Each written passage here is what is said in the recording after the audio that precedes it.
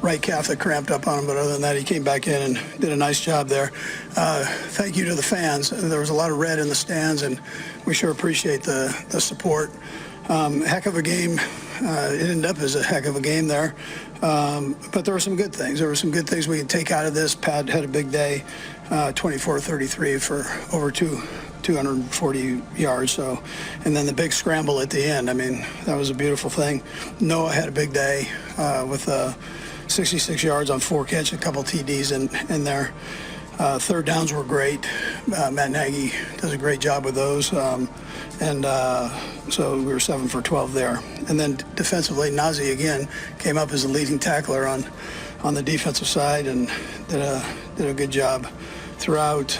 Dana with the 4 tackles, and then he had the big strip sack there. And then most of all, listen, Spencer closing it out. That's a whole lot of pressure for a new guy, and he's in here replacing for us right now a future Hall of Famer. So I mean that's not easy to do in these games, and he did a great job. Too many penalties as we worked this thing. We had 9 penalties for 90 yards.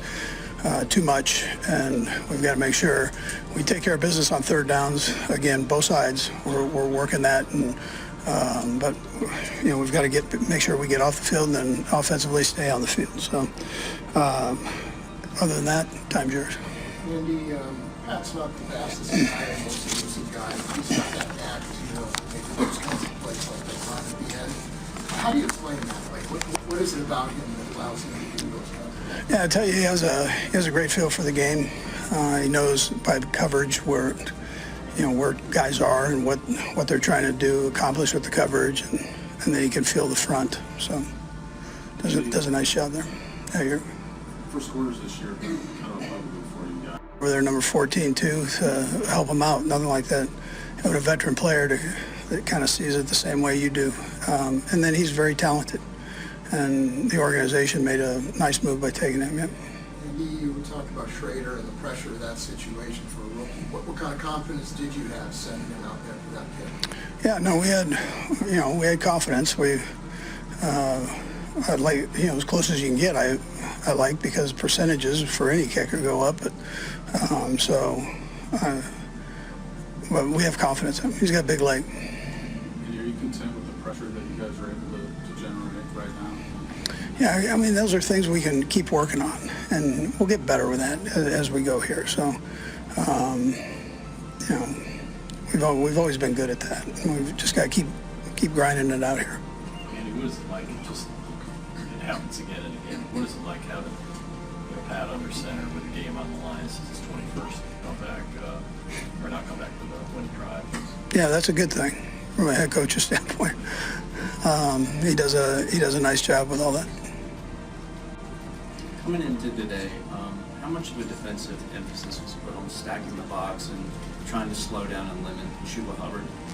Yeah, well, he's another good player, and they were able to get their young guy in there too. So we were very aware of him and his ability, but at the same time, you got to deal with the quarterback too, and the wide receivers. Thielen came back, and he's just getting better and better as he goes here. So. Noah scores twice, but on his second one, when they blitz you, just wonder if you can kind of take us through what you see on that play. Yeah, Pat made a great throw. He made a nice move at the top of it. Big body. Pat put it up where only he could get it, and I thought Noah again used his body well to protect the ball. Okay, thanks, Coach. All right, thank you.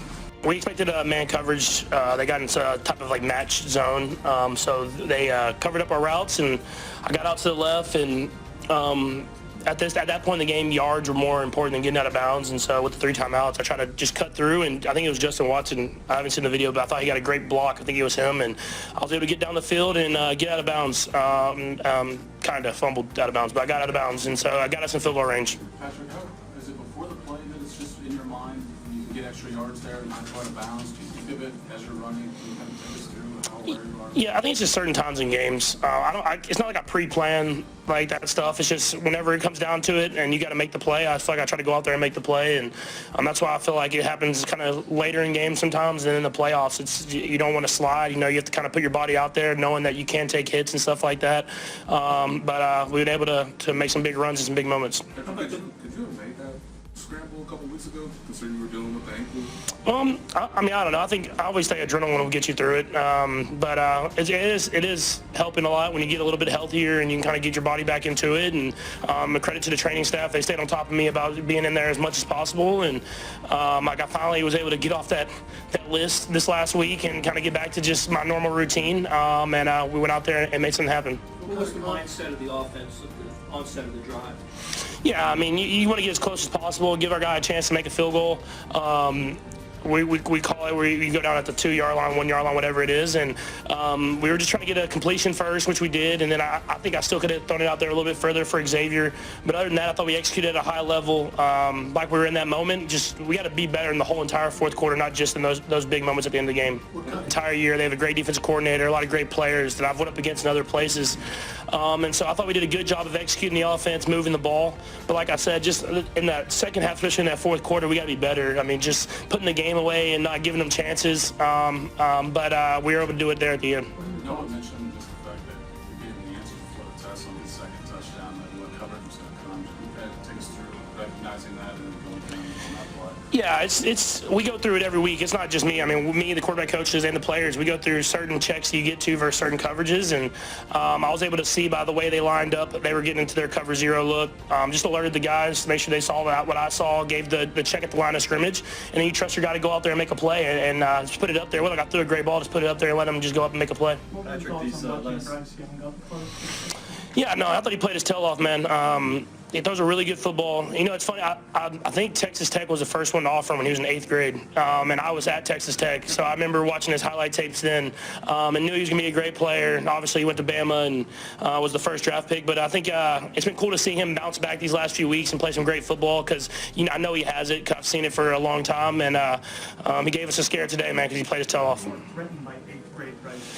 I was hoping to be out of there before he got there. So, no, he's been a great player for a long time and won a lot of football games. Patrick, what is it with these close wins you guys? Is that a good thing or bad thing, heading forward? Do you like that with your blowouts? Yeah, I mean, you always want to have some blowouts. You want to be a little calmer in the fourth quarter.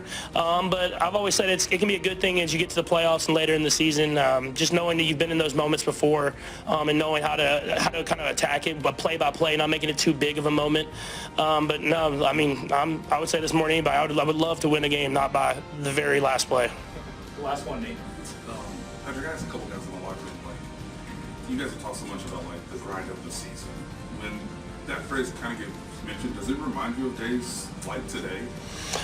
Yeah, for sure. I mean, it's all about getting better. I think that's the best thing about playing in the NFL. It's never like the team that's playing the beginning of the season the best is playing the best at the end of the season. It's about just constantly getting better, and it's going to be a grind. And I think we've done a great job of that. Coach Reid does a great job of planning it so that we're playing our best football at the end of the year. And there's a lot to learn from today. There's good, there's bad.